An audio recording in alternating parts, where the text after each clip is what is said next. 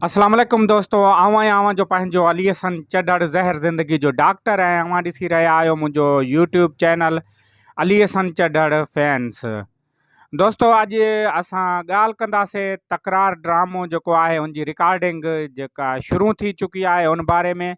मूं सां गॾु आहिनि मीर कलवड़ ऐं मुंहिंजी फिल्म जेका दहशत आहे उन में हिन जो करेक्टर आहे शेरू जो ऐं तमामु बहितरीनु करेक्टर आहे। अवां ॾिसंदव पोइ कमेंट कंदव।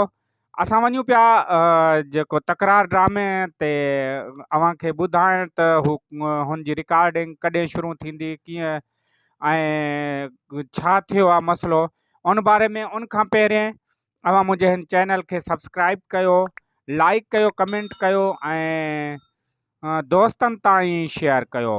त दोस्तों, ही जेको तकरार ड्रामो आहे मूं अव्हांखे हिन खां पहिरियों ॿुधायो हो त हिकिड़ो इंसिडेंट थियो हुयो जंहिंमें हुननि जी गाॾी हिकु तमामु वॾी खाई हुई, 15 फुट जी खाई हुन में वञी किरी हुई ऐं उन में घणा जेके दोस्त आहिनि, असिस्टेंट कैमरामैन हुयो ऐं हुन खां पोइ जेको हिन ड्रामे जो करेक्टर आहे सालू ख़ादिम अब्बासी, हुनखे बि तमामु घणा धक लॻा हुआ, हुनखे स्टिच थिया हुआ जंहिंजी हाणे तबियत ठीकु थी चुकी आहे, उहो बि सेट ते पहुची चुको आहे। ऐं अव्हांखे इहो ॿुधाईंदो हलां त टियों ॾींहुं आहे रिकॉर्डिंग जेका आहे उहा हले पई ऐं इनशाअल्लाह जेको ही ड्रामो आहे सूमर ते ऑन एयर थींदो। अव्हां जे इंतज़ार जूं घड़ियूं ख़तम थी वयूं आहिनि।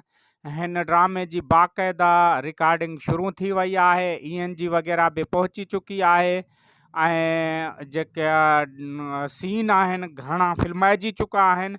उन खां अलावा कुझु सालू जा सीन रहनि पिया, छो त सालू अस्पताल में हुयो ऐं असिस्टेंट कैमरामैन वग़ैरह जेके आहिनि उहे बि अस्पताल में हुआ, उहे पहुची चुका आहिनि सेट ते ऐं इहे दोस्तनि खे मुबारकूं हुजनि। पर कुझु दोस्त जेके आहिनि यूट्यूब ते लिखनि पिया हिन ड्रामे ते बैन लॻी चुको आहे, ही ड्रामो वरी कोन हलंदो, हिन खे जेको आहे वाइंड अप कयो वियो आहे हिन ड्रामे जो। अहिड़ी का बि ॻाल्हि न आहे।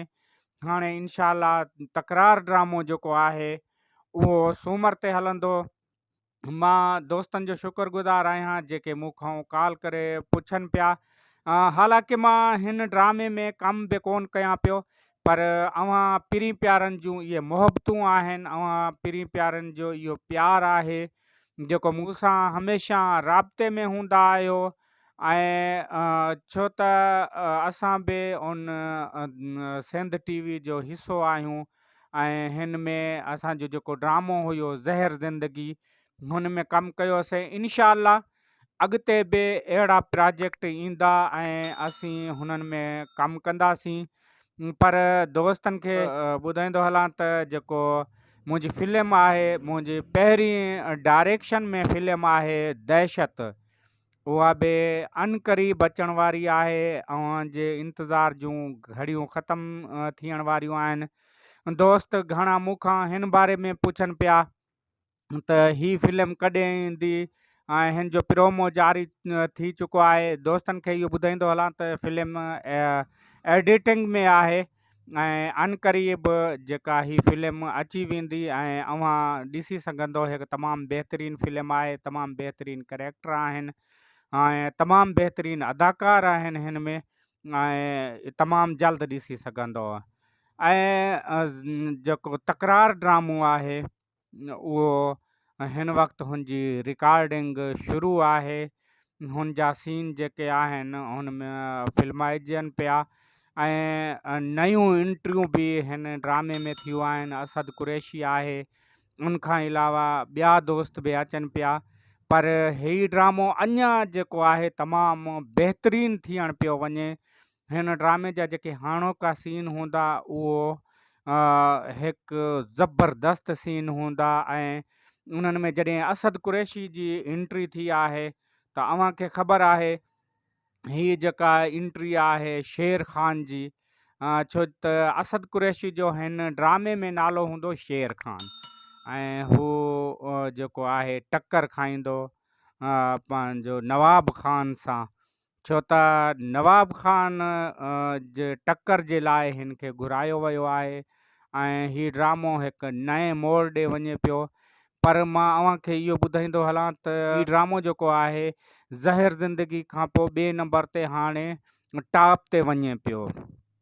त अव्हां व्यूअर जेके ॾिसंदड़ आहियो, हाणे कमेंट करे ॿुधायो त जेको हीउ ड्रामो अव्हांखे कीअं लॻे पियो ऐं हिन ड्रामे जे बारे में अगरि का अव्हांखे ॼाण वठिणी आहे त मुंहिंजे हिन चैनल खे सब्सक्राइब कयो, लाइक कयो ऐं कमेंट कयो ऐं इनशाला मूं वटि ॼाण हूंदी मां तक़रीबन जेके तकरार जा एक्टर आहिनि उन्हनि सां राब्ते में बि हूंदो आहियां ऐं इनशाला अव्हांखे फुल ॼाण ॾिबी। हिन ते पंहिंजे अलीअ सन चढ़ड़ खे ॾींदा इजाज़त ऐं वेंदे वेंदे मुंहिंजे हिन चैनल खे सब्सक्राइब कयो, लाइक कयो, कमेंट कयो ऐं दोस्तनि ताईं शेयर कयो। महिरबानियूं दोस्तनि जूं।